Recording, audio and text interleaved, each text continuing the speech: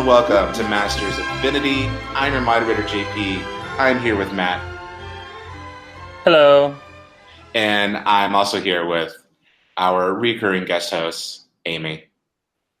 Hey, guys. Hey, Amy, thank you so much for joining us. I'm so glad you're here. Thank you. And I really mean that. I'm not just saying that because every time we have a woman on our show, our viewing count goes up. And our best show was when we weren't on it. Right. Yeah.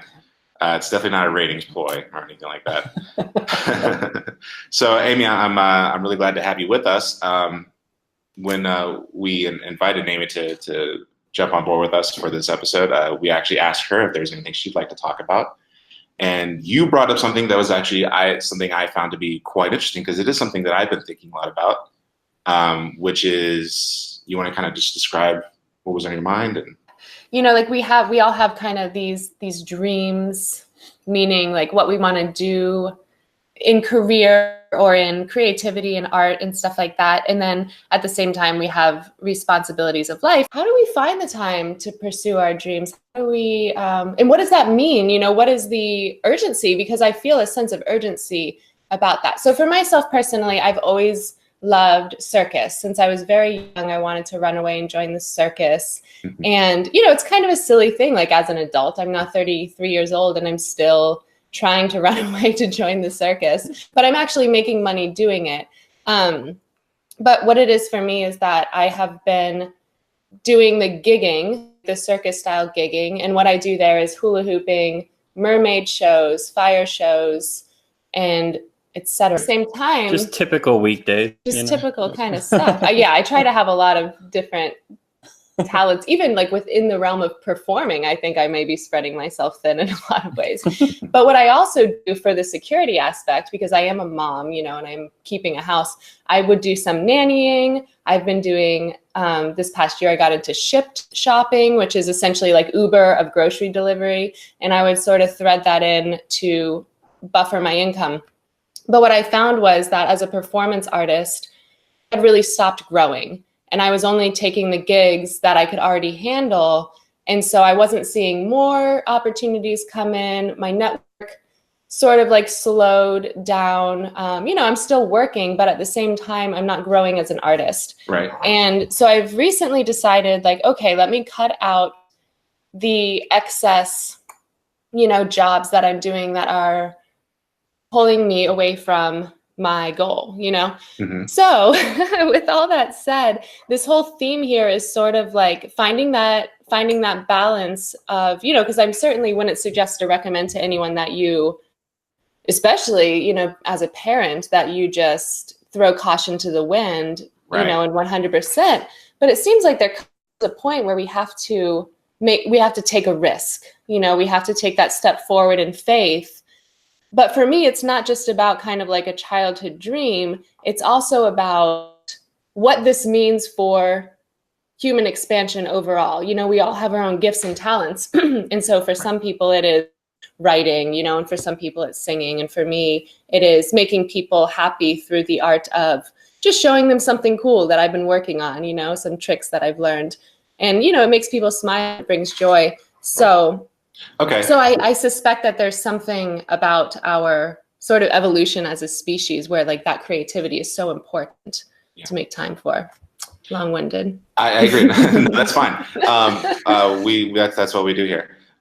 So let me ask you, how long have you been doing performance and the things that you love to do?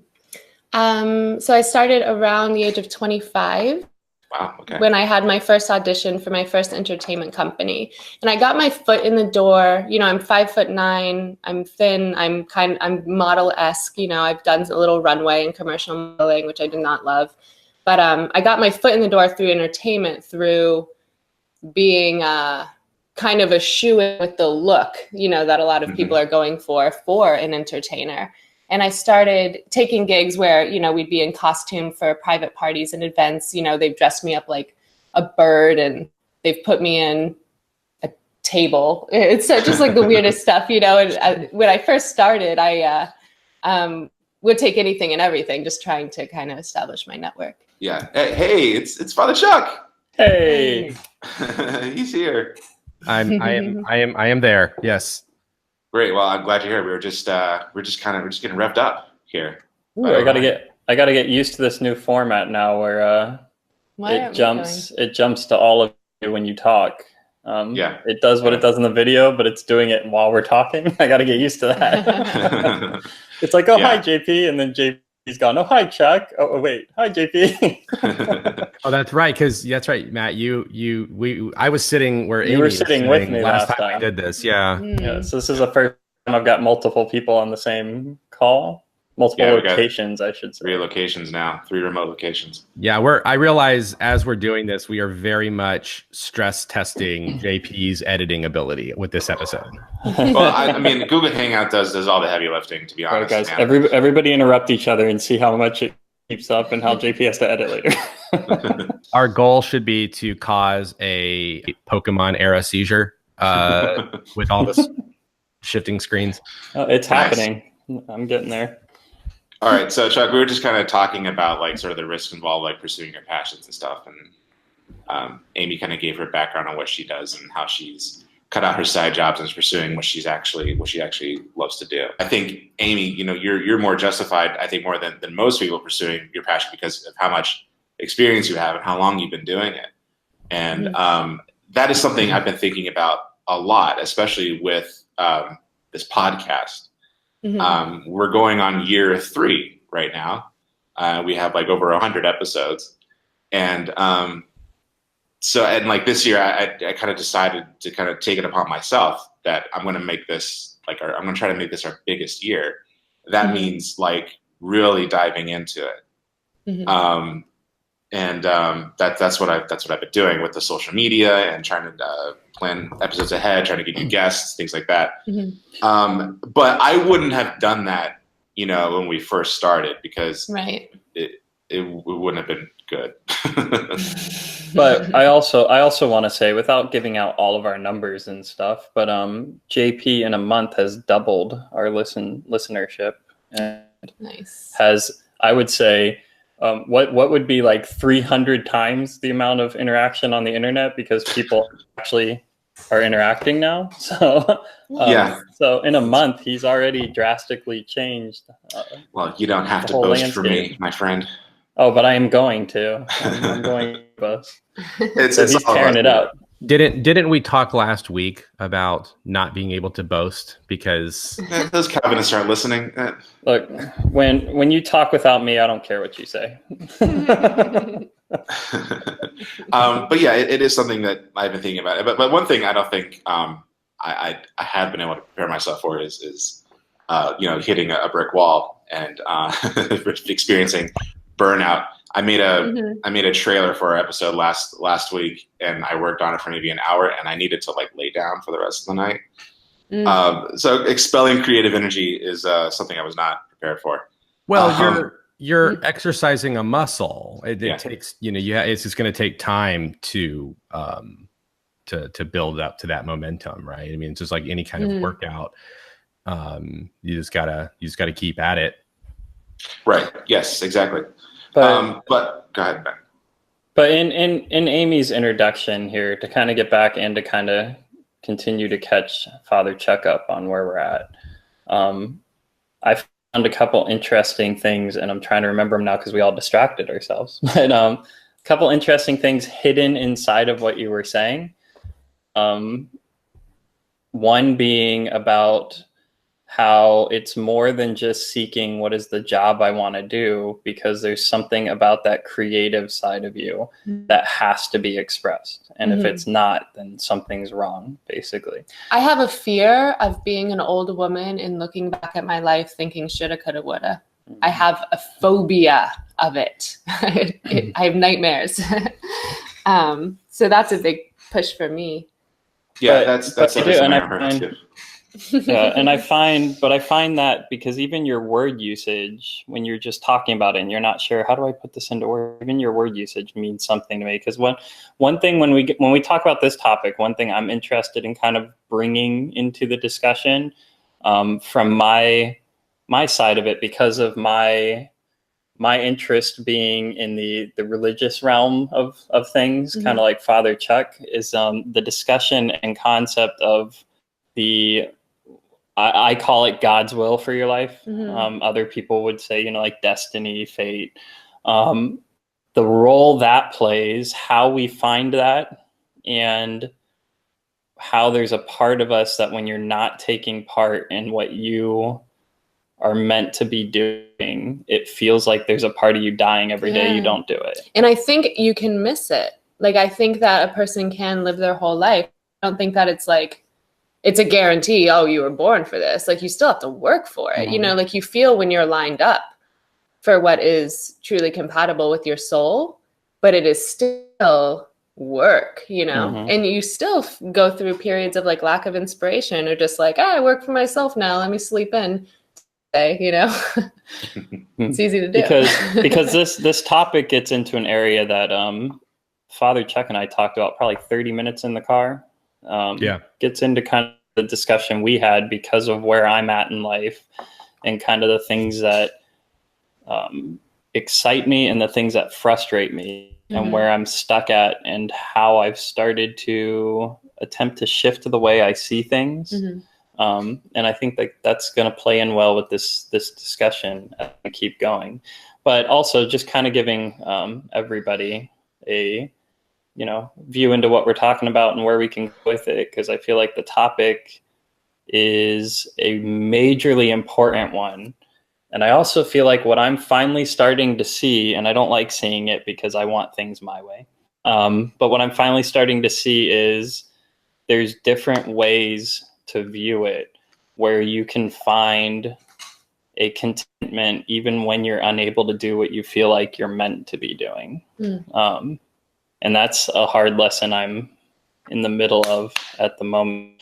But Father Chuck was a help, so we'll get to that too. But yeah, no, I think great topic. And I found some of the, just you introducing it, some of the ways you said things. There's a lot in there, which is why I always talk to Amy. She's the inspiration behind all my writing and stuff, because she says things and I'm just like, holy crap, how did you even think of that? I feel like they're all questions. These are just all questions I have. I hope that you guys have some answers. I'm willing to be a guinea pig. I tend to have like a point of view on life that I'm just kind of like, might as well, like I'm here we go. Let's, but I admit too, I grew up in a family that has provided a sort of safety net for me, like I'm never someone that's at risk for being like homeless or a starving artist at the end of the day. So that makes friends, and that's a blessing in my life. Not that they're going to pay my bills for me or anything like that, but like I said, I'll never be homeless. Right. That's good. That is good. I mean, I think I'm far enough in my career and my networking that I probably shouldn't even have that on my table, but. Yeah, I think, the whole reason why I left LA is because I knew I wouldn't have that safety net, and I probably would be ending up living in my car. And I just like, when at that age, when I was confronting that idea, I was like, that ain't me. I'm not a starving artist. Right. Of course, if I could do it all over again, I probably would. You think so? If I knew where I would end up after leaving LA, yeah, I would have taken it. But hindsight is 20/20. I didn't know that when I was 25 years old. I didn't know that like if I just plugged away, then in 10 years I probably could be doing what I wanted to do. I thought I had to be Steven Spielberg right out the gate. Because that's or like I think, sell your soul. Yeah. Over there in LA. Yeah. And I think that's sort of like, I think our society kind of conditions artists to kind of feel like you have to be Mozart in order to make any kind of living at what you do. So, which basically means you have to be a prodigy. So like, I wasn't a prodigy at 26, not at all. And I thought, well, I should be doing this then. Yeah.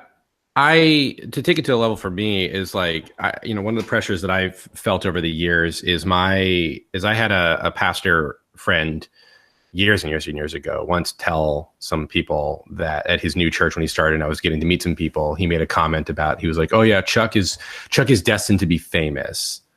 And I always sort of took that as like a prophetic statement or something. And so the fact that I'm like not, sometimes I feel a little like, am I missing some kind of bit of potential that I'm supposed to have or something like that? And but when I start to think about, so I think about that in terms of like impact, right? Not that I want to, some people want to be famous. It's just all they want to do is be famous.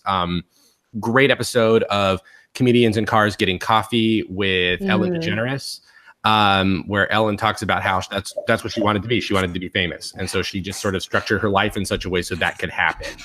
I never wanted that to happen. Like I just sort of, I just sort of felt like, if that's the destiny, like it would happen or whatever. But like, I wasn't interested. I've never been interested in fame for the sake of fame, but fame in the sense of impact. Right. So, but then I stop and think about, like, just this past week, at my school, we instituted we installed our new head of school. And so as a chaplain of the school, like I led that, I was a leader of that ceremony. And, I'm standing on a stage with like 1,500 people in the room, 1,300 students, and then all the faculty and guests and stuff in the room. And that was also being streamed on the internet. So like all these different constituent groups, right? So there's that, right? So there's an impact right there that my work as a priest is having. I think about how every Wednesday, I do a chapel service with 600 plus high school students and then like 300 middle school students. And that rotates, every couple of years, there's new people in there all the time. And then I think about like this podcast and how, like, as we're growing and, like to see numbers on videos to realize that like, it's small numbers, right? I mean, it's not like we don't have like 1 million views on anything yet, but the fact that we even have like just the idea but the fact that we even have like, whenever I see that we get like 50 views or something, like and like listens, right? We've had like a couple hundred listens of episodes. Like the fact that like just blows me away that there are like 200 people that I probably don't know that have listened to things that we have talked about on this show. And so when I think about the terms of like impact, right? Like maybe I'm not Rob Bell on a stage in Orlando talking to 700 people on the first night of my tour, as Matt and I saw a couple weeks ago, but the fact that the work, humble brag, right? But I think but I mentioned that is because like we're I think our generation's conditioned to think that, we're only making a real impact when we're in that context. We aren't conditioned to think about the fact that, we can put up a YouTube video that has the potential to have, a couple thousand people watch it, which is small numbers in the grand scheme of YouTube, but 1,000 people, right? It impacts them, they impact others. And then it ripples out into, into that kind of web of influence. And so, all of this is to say that like, I think it's all about, and this is what I'm hearing Amy saying and Matt saying too, is that it's really more about how we think of these things. We're conditioned to put it in a certain context, right? Like, if you're working a 9-to-5 cubicle job, right? This is like Hollywood's narrative. If you're working a 9-to-5 cubicle job, you're somehow losing your soul. But or 4 to 12 inside the jail. Right. Go ahead. But when people have done studies on satisfaction and job satisfaction in American culture, the people who are working the 9-to-5 are like life satisfaction.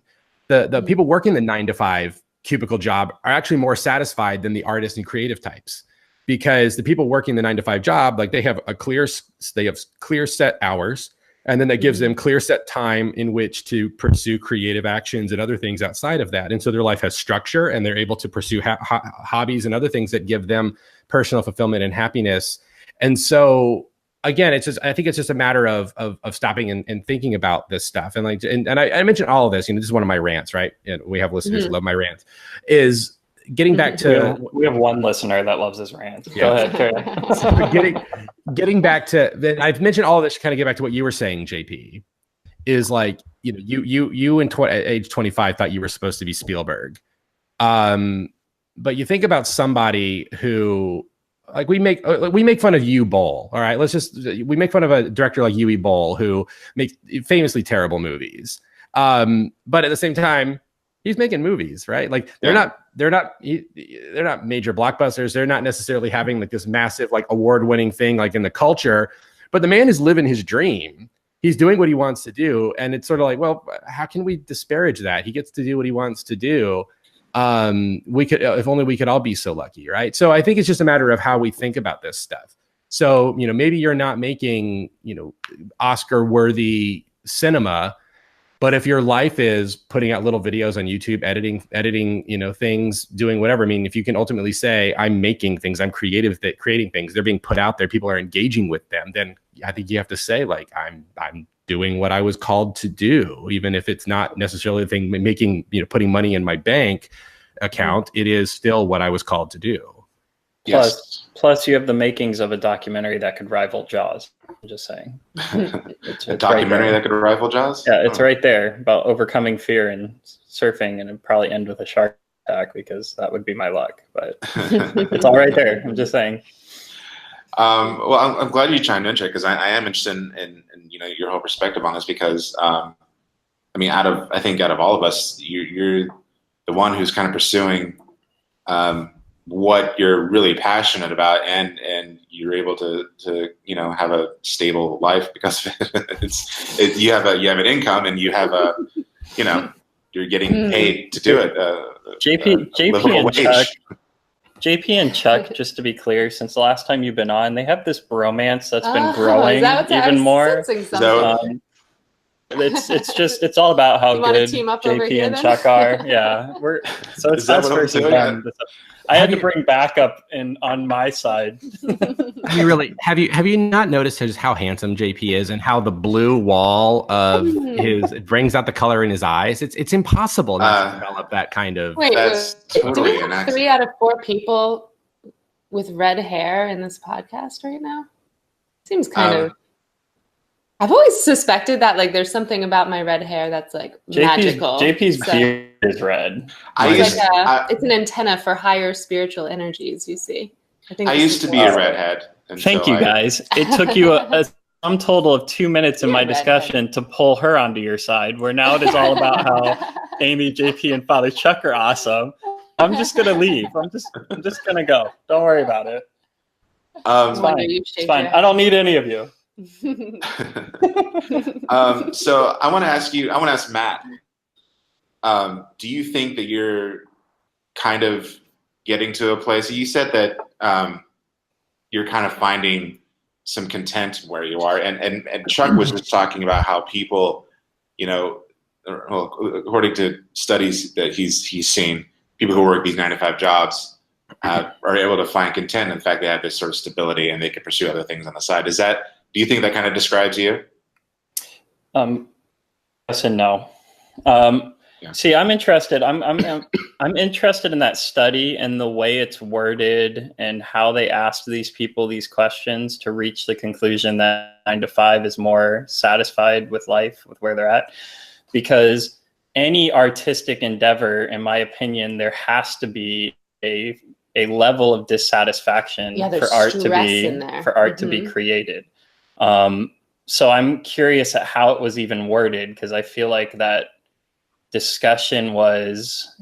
They might feel more comfortable, but are they necessarily feeling like a passion? I feel how you ask that question could be very biased, and also how you explain it. Because here's another thing, and something I do want to talk about. I would say, JP, to answer your question, I would say that I am finding contentment. But that does not mean the same thing as finding satisfaction with where I'm at. Or like a fulfillment. I'm finding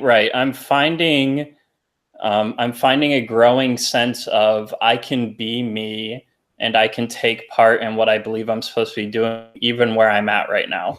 I can take part in that. I can have an impact where I am, but that doesn't mean that I'm still, this is where I want to be, what I want to be doing. And I feel like we've labeled that as, then you're not content with where you're at. Well, no, I'm finding contentment, but that doesn't mean you're satisfied with where your position has you at the moment, is the way I would say it. Like, wanting something different isn't the nature of being discontent. Discontent is not allowing yourself to find joy in life because of where you're at. It's not I want something else. That's the problem. It's where your satisfaction in life lies. So I would say I'm finding the ability to have that joy and stuff in the midst of, this is not where I planned my life heading. This isn't what I planned on doing. But I'm finding, but everything I said I want to be doing, I'm having a chance to do it here. And then maybe later the position will change, but I'm finding that contentment.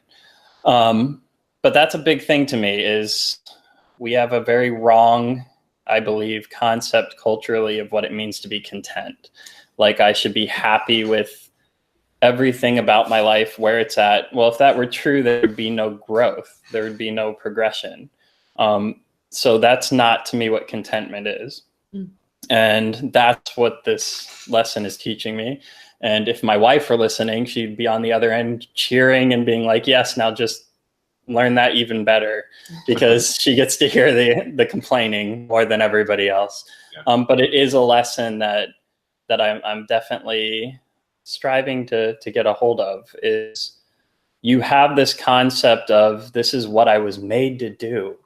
You start pursuing it, and it's like life hits you with roadblock after roadblock after roadblock, and you wind up stuck in a corner somewhere going, well, if that's what's going to happen, then I give up. Mm-hmm. And what I've found is I went through that point, I gave up, and then I hit another side of it where I'm like, wait a second, everything I want to be doing, I start doing here, and then the rest we'll worry about later. I kind of, my mantra for life right now is just put me where you want me and show me why later. And quit worrying about, where am I at? Quit worrying about that. Show me the why later and put me where you want me. So that's where I'm at. Okay. But I'm curious, that study, even how it's worded, because like I said, there is a level of dissatisfaction, a level of frustration in order for art to be created, in order for progression to go forward, because it has to be something that you're either like, I love this so much, I want to see it better, or something that you're like, I can't stand this so much, I have to change it in order for creation to occur and art to blossom and perform. Because otherwise it wouldn't be art, it would just be a boring repetition of what's already been done. That's interesting, because I think you hear a lot about how, I think this sort of ties into, like, I had a class in college and we were studying Ernest Hemingway, and we talked about his suicide. And a question that the professor asked was, it's sort of known that Ernest Hemingway was struggling with depression and alcoholism. Would he have been as good an author if he wasn't struggling with those things? Right.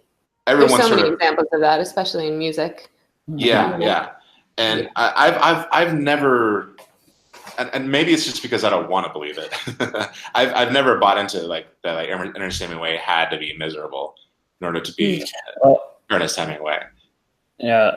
No, but here I'm gonna derail this completely and hopefully bring it back to what you're asking, if that makes sense. Yeah. Because I'm in my mind, I'm drawing parallels here that literally have nothing to do with each other, but I think they do. So I'm gonna get there. Give me a second.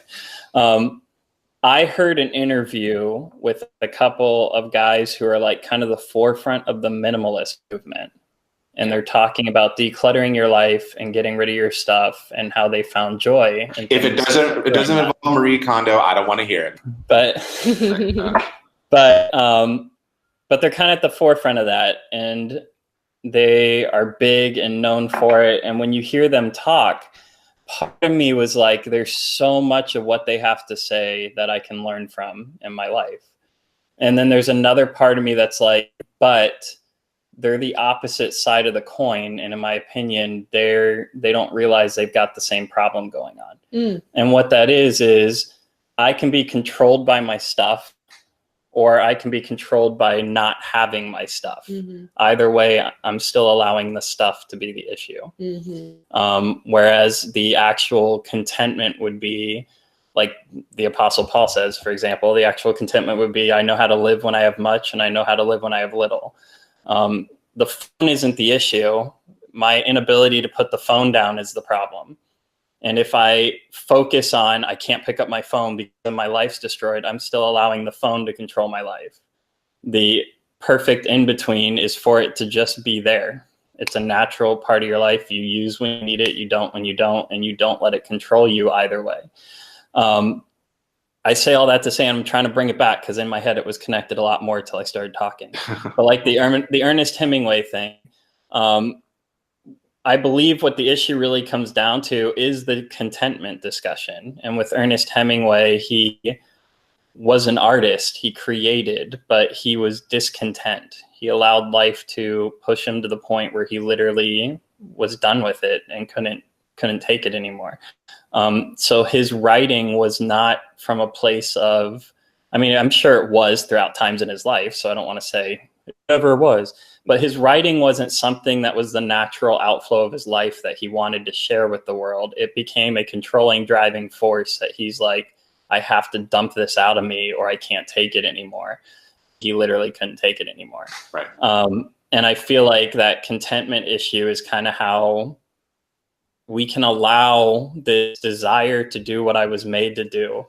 I can allow it to control me to the point where my life becomes so bent on it has to be this, it has to look like this, that I can reach burnout or be done with life entirely, which is sad, but happens. Or I can go the other extreme with it and say, I want nothing to do with it because it didn't work out the way I wanted it to do. So I'm going to turn it off and be done with it and give up on any concept of what we believe we're supposed to be doing. Whereas what I'm struggling to hold on to in my life is finding, how do I fit what I believe I'm supposed to be doing? How do I allow that to fit into my life naturally where I'm at and allow it to just be part of that? And there'll be the ebbs and flows of life. There'll be the times where what I believe this is what I'm meant to do will be like the forefront, the top, the height, the focus. And then there'll be times where it's the background and I have to hold on to the little moments where I get to feel like, yeah, this is why I'm here.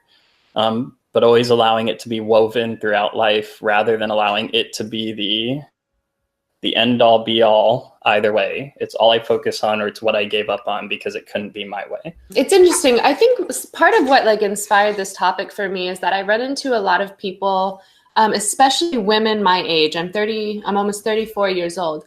I especially run into women and moms my age that look at me and say like, how are you doing this? Like, how did you get to this life? How do you so young? How do you find time to like raise your kids and provide for them and like do all these tricks and pursue these creative interests as a career? And, you know, I see those women it's like they're terrified of, you know, and sometimes so far removed, it may have been 20 years for them since they've actually participated in the activity that calls to their soul, you know, because they just took on all the pressures of family and life and society and stuff like that, which I will note is also very joy bringing. And also, I think from that same creative source, having a family and building a home, we have to acknowledge is part of our creative mission. You know, it's not all about like this work on canvas or this work in a book that we can say, I did this, but even sitting in a home surrounded by family that loves you, like that is your creation, you know, and that is worthy of the investment of time and energy. Just like when I'm, you know, on my yoga mat conditioning for circus stuff, it's not very much fun. Like in that moment, you know, it's work. And it's the same thing going to work to provide for a family. Like that is still, I think, sourced from the same creative sort of energy. And we have to account that as part of our dream. Like our dream isn't just to be a circus person, but to be a mother, you know, like that's huge.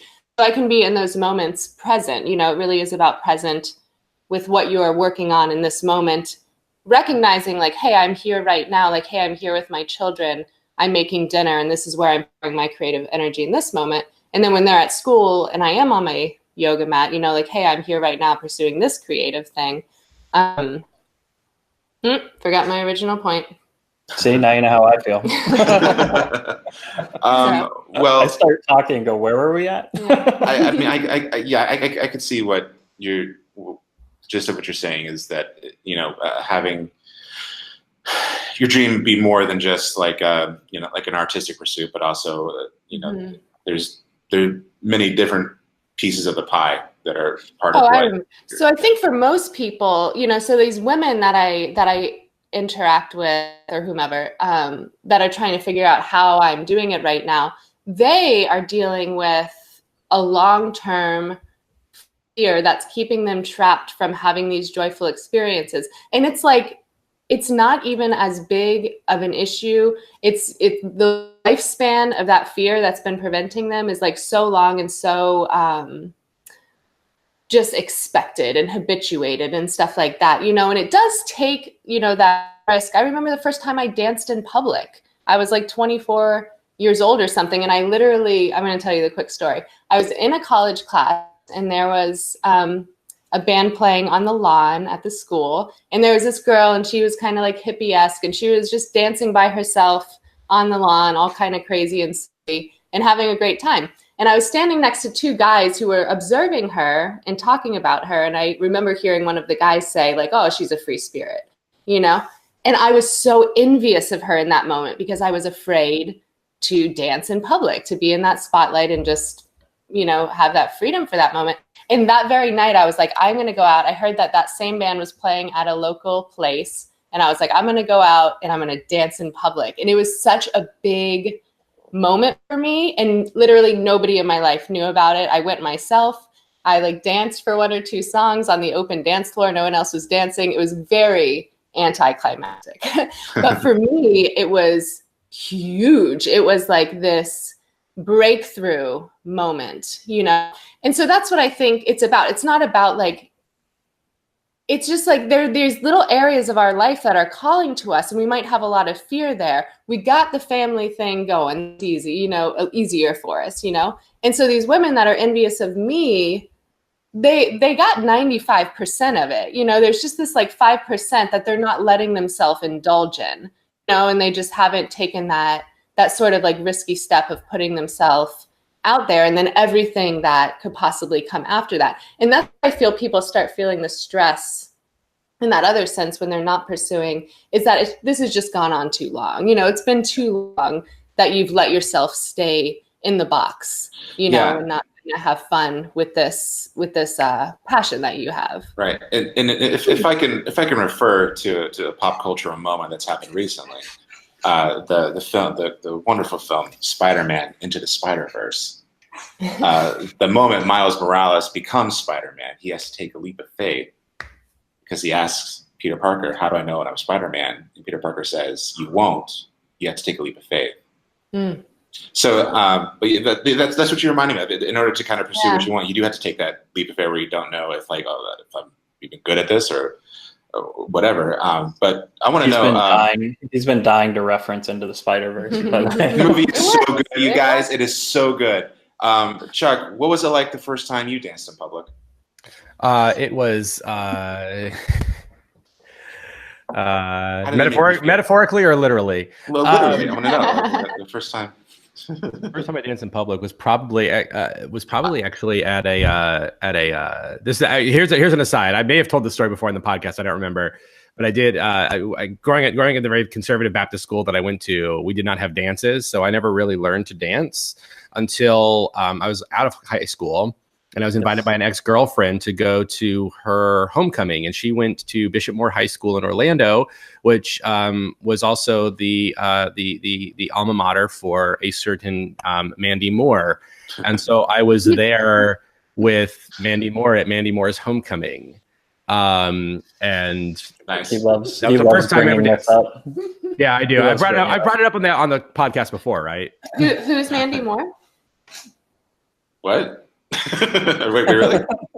She was like. I mean, I know who Mandy Moore is. I'm just pointing out, guys. We're getting older. I think a lot of people don't know who Mandy Moore is. No, they do now. Now she is. On This Is Us. No. Now she is the mother on This Is Us. Oh, she is the mother on This Is Us. Okay, she now plays the mother instead of us playing her as the teen pop star. Yeah, now she's the mother. Yeah. Okay. You might want to split that in so people. But so the first time that I ever danced in public, it was in the presence of Mandy Moore. JP should be careful teasing people and asking this question because there's a certain video out there of JP dancing in public. that could very easily become public once again, because yours is on film, my good sir. I wasn't. And right here, JP, for your editing, cue the photo of you in your NSYNC outfit. Oh yeah, buddy. Just wait. Just wait. You were there too, my friend. So, but to get to more the metaphor of the question, if I'm allowed to do, is I remember the first time that I ever preached. I was invited to lead a Bible study in high school, and I sort of had to give like a homily sermon thing at this Bible study, and it was only like 12 people or whatever. And I thought it like the illustration. I'll never forget the illustration I came up with was I had been at a soccer game like the night before, and I had these golf pants that I was wearing that repelled water, and like I spilled a drink on my I spilled a drink while sitting in the bleachers, and I saw the water bead, like the drink bead off of my pants, and I was like, wow, that's cool. Like I didn't know they did that, right? So like a duck, like water rolling off the back of a duck. I didn't realize they had that technology. So blown away by that, and so I used that as an illustration to talk about like sin and salvation, and how like salvation is like this shield that allows like the consequences of sin to like bead off of you. Anyway, so I threw those shorts on for the Bible study, and I poured water on myself. And it turns out that when you pour a lot on there, it doesn't exactly bead off. It's meant for like light rain. So it like completely obliterated the illustration. But I will never forget that. It was like, stand-up comedians talk about bombing, and that's what I felt like I bombed. Like I had that experience of being so sure that what I was going to say was profound and deep and all of that, and it was not. So that was a thing. The other kind of hairy moment that I had in my life was as a priest, the first time I ever chanted. So I had to sing, like a Gregorian chant, yeah, I mean plain chant, but yeah, I took lessons in seminary on how to do this, and prior to that, I had only ever sung in karaoke, and the first time I ever did karaoke was an embarrassment.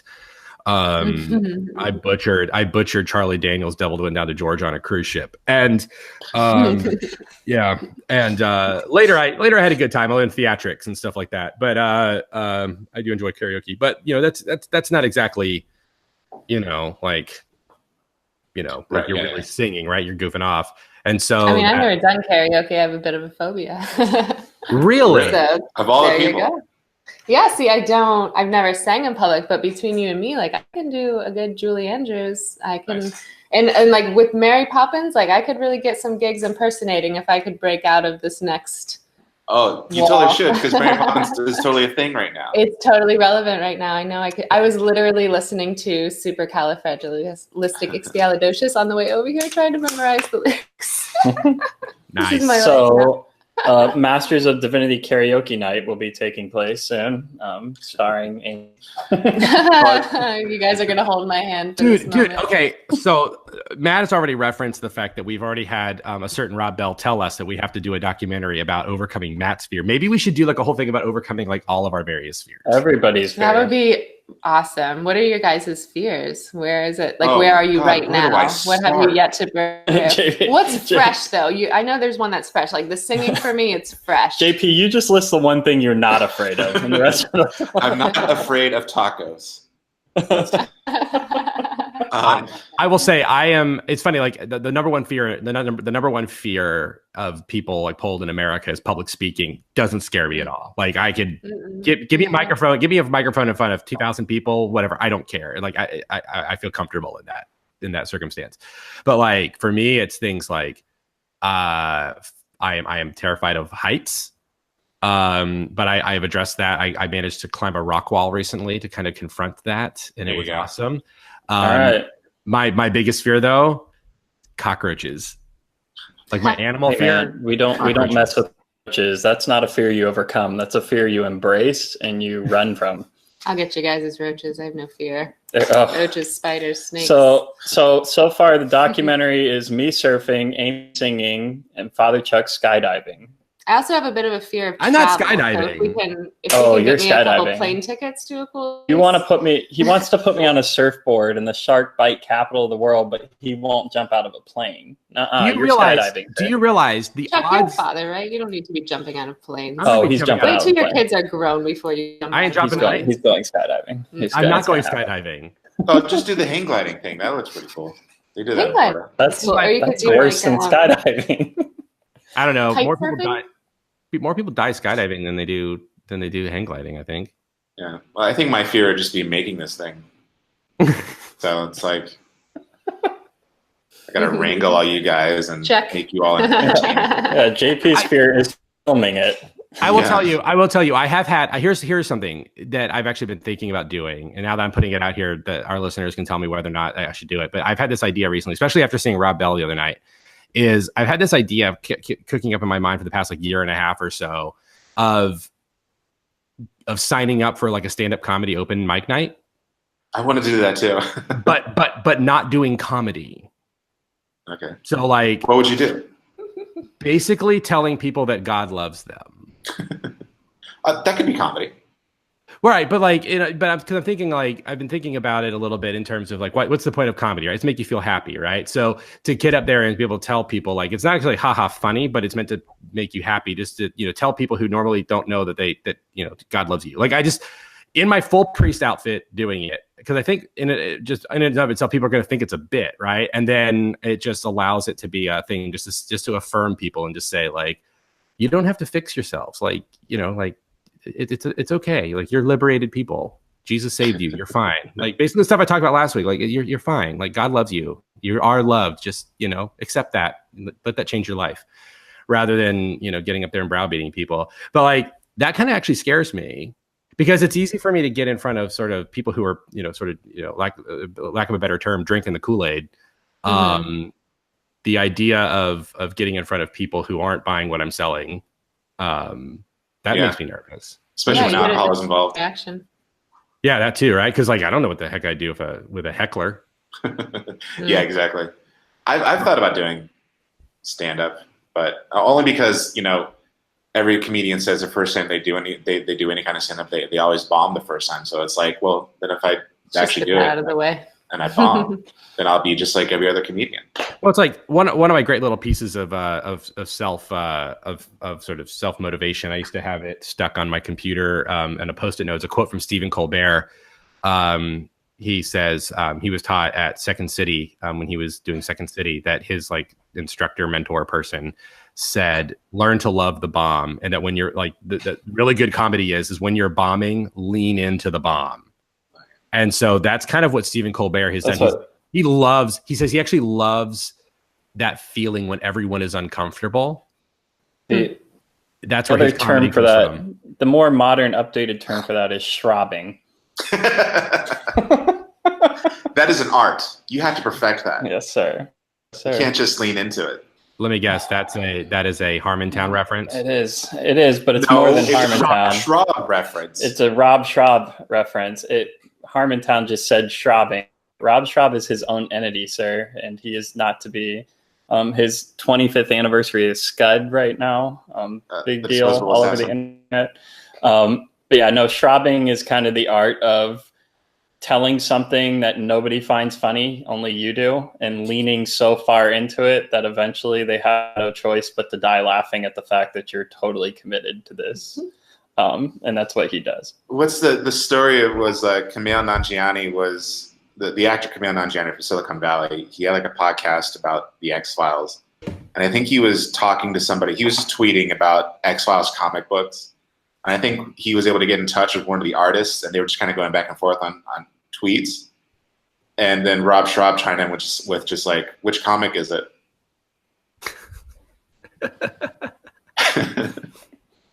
It's just it just is what it is.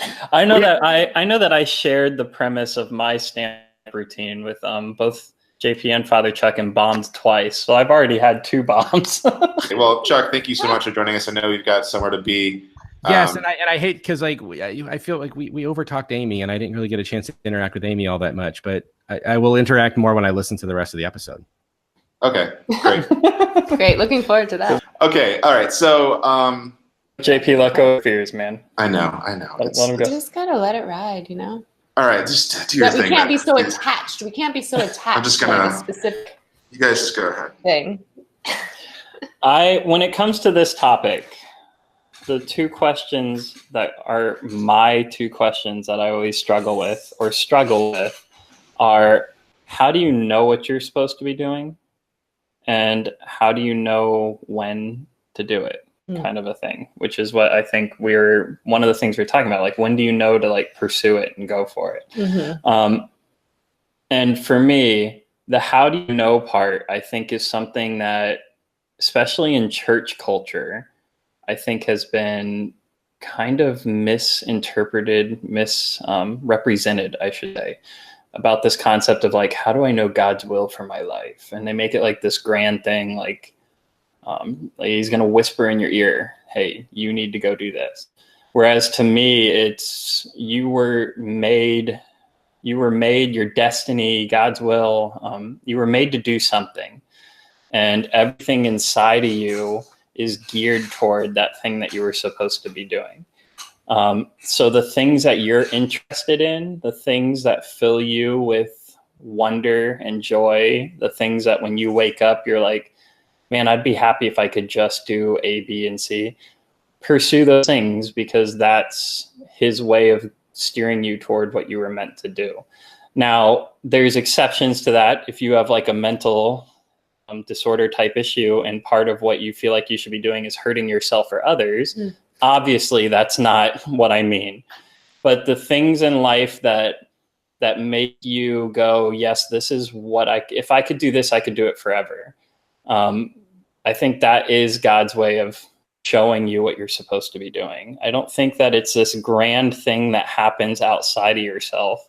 It's that part of you that stirs you toward certain things. And Father kind of touched on it. And I always say too, like, part of why I felt like I'm led to be a pastor is because I love public speaking. And who in the world loves public speaking? It's literally like the number one fear listed over like death itself is public speaking. And I'm like, no, I love doing it. And it's like part of that is why I'm like, well, this is kind of what I'm geared toward, because who else is, you know what I can't wait to do? Stand up in front of a group of people I don't know and talk. Whereas people like Chuck and I are, you know what we love to do? Stand up in front of a group of people we don't know and talk. Like, it's a weird thing, because I feel like it's part of what we were shaped to do. JP's slight obsession with movies and Hollywood, because it's what you're geared toward doing. Like, some people view it as, oh, this one guy, he's so stuck on movies. He just never grew up and matured and found what he was. No, he's doing what he's supposed to be doing. He's taking a small part in it now, editing this sad thing he has to go through when it's me talking and make sense out of. But your interests, your things that stir you are, I believe, the signs of what you're supposed to be doing.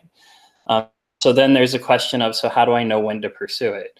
And this is the one that right now is the hardest one for me, and where I am learning the most in life at the moment, because I have the family and the medical bill commitment right now, where my job, the reason I'm in it is because of the health insurance. And my daughter, even now as we speak, is missing another week of school because of asthma issues that have placed her in the hospital several times. And if it weren't for the insurance, those bills would have been impossible. So I'm there for a reason, that alone. But I started having all this bitterness inside of me, because I'm like, why am I here? And I'm like, yeah, I'm taking care of my family, but nothing is fulfilling to me. What am I here for? What is my purpose in all of this? It's like, yeah, I'm providing for them in the sense of health insurance, but I'm not being filled up. It's like you're draining yourself out, but nothing's filling you back up. And what I started to realize is I had to shift my focus a little bit. And in my instance, my gear in life, what I feel this is what I'm led to do, is I'm the person that wants to be talking about the bigger issues. I want to be discussing the stuff that other people are always wondering, but nobody says out loud. I want to talk about the issues that really matter and make a difference. I don't want to focus on the nonsense stuff. Like, don't give me the political debate. Let's talk about the spiritual, emotional, physical issues behind the politics in the first place. I want the deeper. And what I've been like bitter because I felt like that meant I was supposed to be in like a pastor position talking to a bunch of people at a time. And then I shifted my focus and was like, how about one person at work? So I don't go to work anymore to work 8 hours and come home. I go to work to do my job and provide health insurance, to find that one person in the room that I can focus on for the night and have some form of a discussion, even if it's just making them laugh. If you guys, there's something very interesting about going to work at the number one place that people tell you never want to go. Like, the one thing you never want to do is go to jail, and you have to go to work there every single night. There's something immediately like emotionally draining about just walking into there. Yeah. So if you can be the person that brings a little bit of light, bring a and little joy bit of into to that, earth in that circumstance. It's a big deal. And what I'm finding is, and hoping that this person might listen, even because we've had so many discussions in person, and I told them they've kind of changed my life at the moment. But I found one person there who out of nowhere was like, I used to wait till the very last second to get here. I call her my work grandma, by the way. She's like, I used to wait till the last second to get here, and now I leave early to get to work. She's like, I get here early. She said, it's changed the way I see things, and that's all because you've been placed here. She's like, you're my personal pastor. Aww. And she's like, that's why you're here. And I said, well, I know why you're here. And she's like, well, why is that? I said, because I gave up, and then I met you. And she's the one who kind of caused me to start seeing it a little different. And I was like, you're here for me, because she was at a place in life where she was bitter about where she wound up and how she got there. And then in comes this young guy who's bitter about where he wound up and how he got there. And we started just talking back and forth. And now she's my work grandma who I can't wait to see when I get there. And I'm her personal pastor who tells her truth. And I love it because she has the kind of reactions I do, very sarcastic sense of humor. So when you tell her something, be like, oh, here's what I learned this week. The same reaction I have where it's like, oh, that is awesome. Now shut up, because I don't want to hear that right now. You know what I mean? Like, I want to be mad. Don't tell me that. So we have a good time with it too. But how do you know what you're supposed to be doing? Follow the things that you're steered toward. Just listen to yourself. What are you interested in? What excites you? What brings joy? I find that it's helpful. Like, if you're scrolling through social media and you come across those accounts where you're like, like you feel like a ping in your heart when you see a picture of this person doing something, and you just have that like strike of like jealousy, or like, I would have done it differently. Like, if you're ever saying like, I would have done it differently, like you need to pick that up and go for it yourself, because I think that sort of bitterness, jealousy vibe when you're scrolling through social media can be a big signal of, this is something that you would really enjoy, Yeah. And that's part of what I said earlier, and part of this, and then I'm going to let Amy talk. There's two ways I think that you find the things that excite you in life. And one is, I love this so much, I have to make more of it and show other people. And the other is, this is so wrong, I have to do something to change this. And that's why there's people out there who devote their life to combating like the awful things of the world, like hunger, or people not having clean drinking water, or human trafficking, because they're driven by, I saw something that's so awful, I have to do something about it. And then there's the other people that create art and movies and literature that are like, I love this and enjoy it so much, I've got to share it with people. And obviously those two are intertwined very closely, because the people providing clean drinking water and saving people from human trafficking are also out there pouring more love into the world. That's what they're doing. Giving them a foundation to pursue their dreams too. Very close, but there's those two ways. When you're scrolling through that social media, what's the thing that you're like, man, I wish I could do that? And then what's the thing where you're like, man, somebody's got to do something about that? and explore the two areas there. See which one interests you, drives you forward. And then as far as when do you do it? Right now. All you have is this second right now. So do it in some small way. So the moms who you talk about who are like, how do you get to this place in life? They don't see the ship shopper driving around delivering groceries. They just see the one who's performing, and they think like, oh man, their life must be so amazing. It's always so easy to assume when you see like really talented people from the outside, like the mind right away wants to assume like, oh, well, they have it easier. Like, oh, well, it's easier for them. You know, maybe they had more natural talent that I don't have, or maybe they didn't have kids young like I did with these kids. You know, it's so easy you don't see the background. You don't see the behind the scenes work, you know, when you're just looking at the highlight reel. Like we've heard this so many times, or like we're looking at the stage performance. It's a blood, sweat, and tears thing. But I think that what we need to remember is that, you know, just like it's not about the top mountain experience. Like if you're not enjoying the climb, you're on the wrong track. And you're going to be surprised to find that when you get to the top of the mountain, it ain't going to be very satisfying if you didn't enjoy the climb. You know what I mean? It's going to be more of this moment of like, what am I doing up here? Anyway, you know, this has never resonated with myself.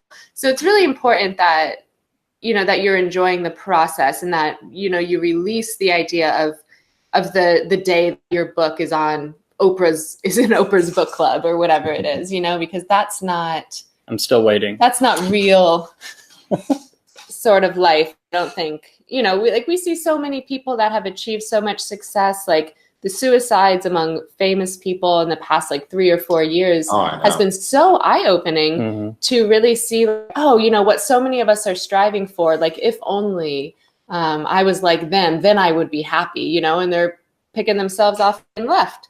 So it's not that, you know, it's not the mountaintop experience. It's finding a mountain that you enjoy climbing, that you enjoy the process. Well, and I think that's part of like the comedian thing. I think that if you talk to any famous professional comedian that made it out there, and you're like, how did you get here? And they talk about that bomb experience. And it's like, well, how do you get through that?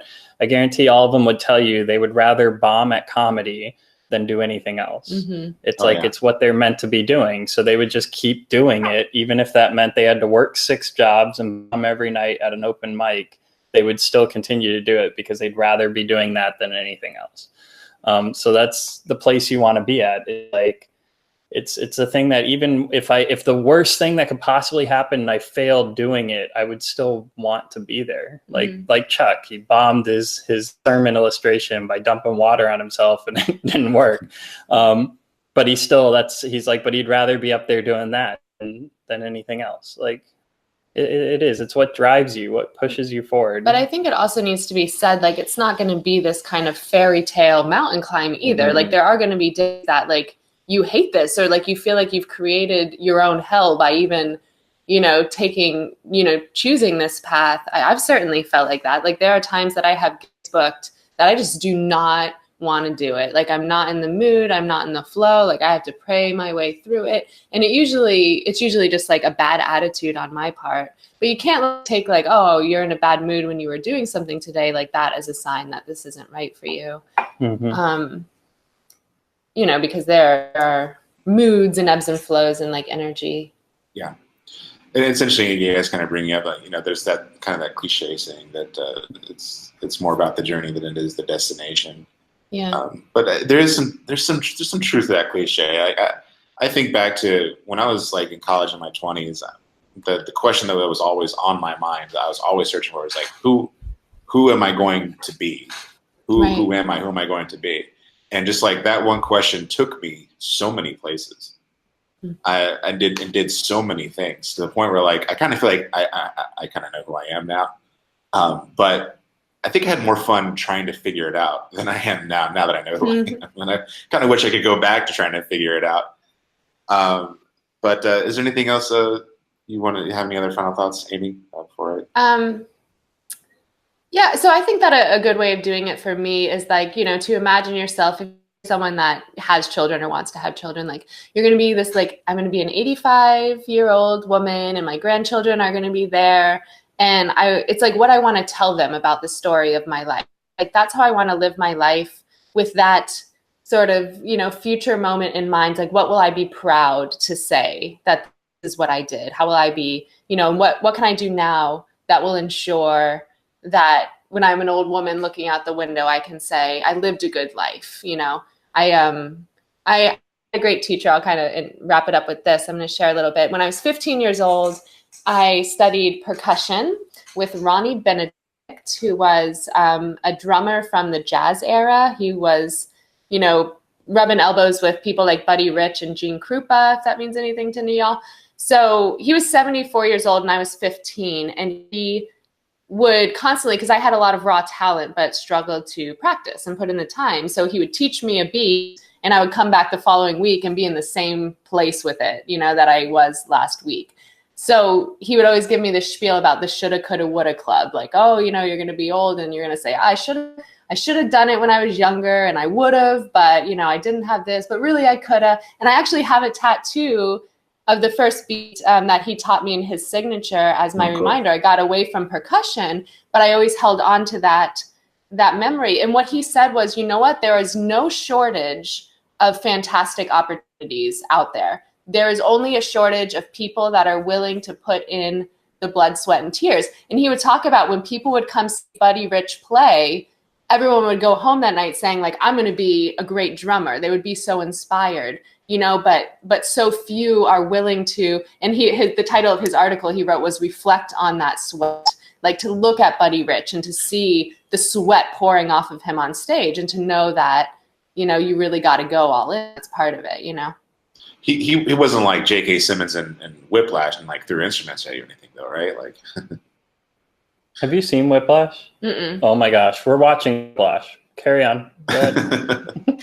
No, that's definitely good. And just to kind of get into my own final thoughts and kind of like piggyback on some of the things you guys are saying about, you know, how you wanted to tell someone to just, there's no better time than now.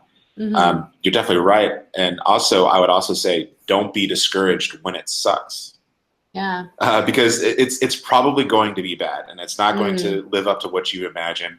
But don't be discouraged by that. You know, I think, and I'm going to reference Dan Harmon. Sorry, but like my favorite piece of advice that Dan Harmon gives to everybody on Harmontown, whenever a new writer comes up and they ask for advice, he tells them the same thing. He's like, write something bad. Like, write something that's just horrible, because if you write something bad, you'll keep writing it over and over and over again, and like more things, more bad scripts and more bad fiction or whatever. But if you do that, you will have written more stuff than the person who's actually really good has written. So that's the only thing I would say is, you know, don't be afraid. Don't let the fact that it's going to be bad discourage you. Yeah. I had a really great art teacher one time. I took a painting class at the college, and he would always tell people, you know, when they step back from their work, never look at it and say, oh, it sucks. Instead, look at it and say, okay, what can I do to make it a little better? You know, and so that's what we do when we step back from our work. Like, rather than, you know, putting this negative label on it that makes us want to just burn it. Did you guys know that Stephen King he gave the story Carrie to 2 different publishers that rejected it and threw it in the trash, and it was his wife that pulled it out of the garbage can and sent it to the 3rd publisher who picked it up. And just to the idea of, like, in that pivotal moment, we as a culture may never have had Stephen King's work if he had given up in that moment, you know? Yeah. Which, and during some of the 90s, may have been a good thing. I love it all. Just kidding. Love it all. Tabitha King, she is a saint. Yes, indeed. Great. No, and I'm a big Stephen King fan for real. JP knows this. We've had arguments, not JP and I, but there's a fabled story of how it was me versus an entire writing class, because they all wanted to claim that Stephen King was not a real author. Our entire class became statement in the world.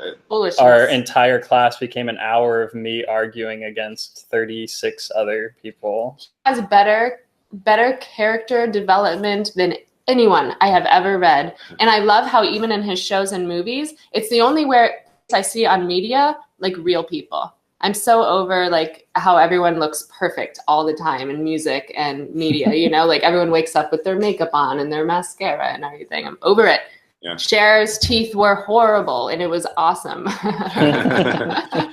Yeah, we should talk about some Stephen King someday. Yes, Yeah. we should. Let's do it. I There's do. a show on I'm watching. I do feel like I've got one more statement I have to make because we Go keep ahead. saying something. So I got one more. Why Go not? ahead. We're It's a doing the podcast. Wisconsin We can go goodbye on right now. We can go on for 4 hours. We keep making statements Just like and leaving keep coming Matt's back. house. No one ever leaves. We keep You we just keep say- making. Go ahead. Feeling very attacked. I know. we keep making statements about the mom home with the kids and the dad home with kids. So I feel like I just want to say one thing specifically to them, the parents out there.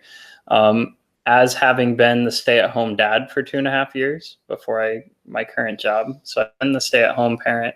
But the moms that typically in our culture are the ones that wind up being home and sometimes against really what they were wanting to do.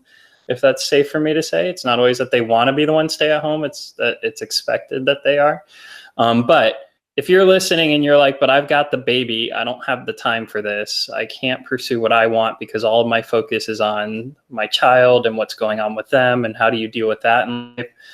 The greatest thing I ever heard comment about it is there is no more a creative act in life than to bring life into the world and shape it. Mm-hmm. So if you're sitting there going, I can't pursue the things that make me alive because I've got the baby at home and it's life crazy and it's throwing up on me and changing clothes and going to the bathroom and changing clothes and putting them to sleep so they can wake up and change their clothes. Mm-hmm. Like, how do you find joy and creativity in that? It's hold on to the fact that the most creative act you can do is be even the smallest part in shaping a life. You brought this thing into the world. You have the chance to be a small part in shaping what it will become. And hopefully they don't wind up on a Masters of Divinity podcast years later just talking. but no, but just for the parents out there my listening. grandkids that I'm a podcaster. Oh, yeah, God. I'm a podcaster. But yeah, for the parents out there, specifically for them and the stay-at-homes, that is a moment in life that I took for granted, and I missed a lot of the joy in because of the fact that I was so hung up on when do I get to actually do something to pursue my creative side, what I want to be out there putting stuff into the world, and I kind of missed the point of. No, like this life. is the most. You created human life, and you're now investing into who that person. Like my 12-year-old son, I see him interacting with the world. He's been volunteering at the fair for 3 days in a row, like helping kids with rock painting, and just the way that he has the confidence and, you know, moving around the fair like on his own and stuff, going to see the show and meeting us back and stuff. It's just like, wow, I raised that kid, you know what I mean? It's really something special. Lots of satisfaction. So yeah, if you're a parent, do not miss out on the recognition of, you know, that the creative investment that you are giving to your children, because that's bigger than anything else. You know, this is like humanity in the next generation. You're not going to create a piece of art that has the potential for more impact than your child does, you know? Yeah. But at the same time too, but if you're like, but I want to do something. Okay. So do it. When they go to sleep, write 2 sentences, paint magical midnight begin hour. like one line on a painting, do something in those 2 minutes. And when the baby wakes up, remember that's the most creative thing you've got right now, but take the time and do something. And like JP said, don't be afraid to do something but it's not good. I can't really write. I'm exhausted. Write anyway. Like just do it. If you feel like I gotta be doing this, so do it. Be another one of those stay-at-home mom blogs that end up becoming hugely successful. Yeah. It's like, oh no, I had to create a successful blog. I always said I wished I had actually I joked that I was going to start the blog called Confessions of a Stay-at-Home Dad. Mm-hmm. And the little tag to it was going to be, forgive your father for he does not know what he's doing. And I was like, I should have done it. And I missed that opportunity because I was like, no, this isn't what I want to do. Instead of just dive fully into what you're doing. Like everything about what you're doing right this moment, right now, just dive 100% into it. And you'll be amazed at how much fulfillment can come from that. I just have one last quote. One more My thought. input is done. The Artist's Way. First of all, book recommendation: The Artist's Way by Julia Cameron is a 12-week course in unblocking yourself creatively, no matter what your art of choice is. It's incredible. It's really, really quite a journey. Even if you only get through 6 or 7 weeks of it before you're in just such a creative momentum, you don't need it anymore. Highly recommend it. A quote from her from that book is she says that she's encountered people that say, but I'm 60 years old. Do you know how old I'll be when I actually become a great painter? And she says to them, yes, the same age you will be if you don't. So let's start now. I want to thank Matt and Amy. Matt, thank you so much. Oh, you're welcome. As always. And Amy, thank you so much for being with us. Please come back. Okay, I will come back under one I have a term. We're going to have to do something about like my little cartoon representation. It's something I've been contemplating for a while. That's Matt's department. He's our artist. Okay, very good. So, I mean, I guess there's only one option, right? You have to be She-Ra. She-Ra. I can I will say there's like a new She-Ra out now that's really like, aren't He-Man and She-Ra cousins anyway? I hope they're like the cousins. Superman Supergirl ripoff or something like that. No, they're cousins. Yeah. And so, I mean, because like Matt is He-Man in his representation, so it's just saying it. Okay, whatever. It was meant to be. No one is as intrigued about it as I am. Okay.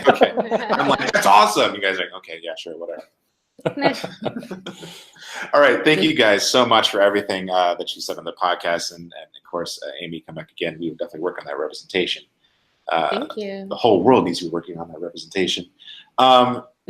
Thank you so much for listening, and join us again next week. And don't forget to like, comment, subscribe, and ring that bell. This is for the YouTube audience. And join us again next week. Good journey. Good journey. Good journey.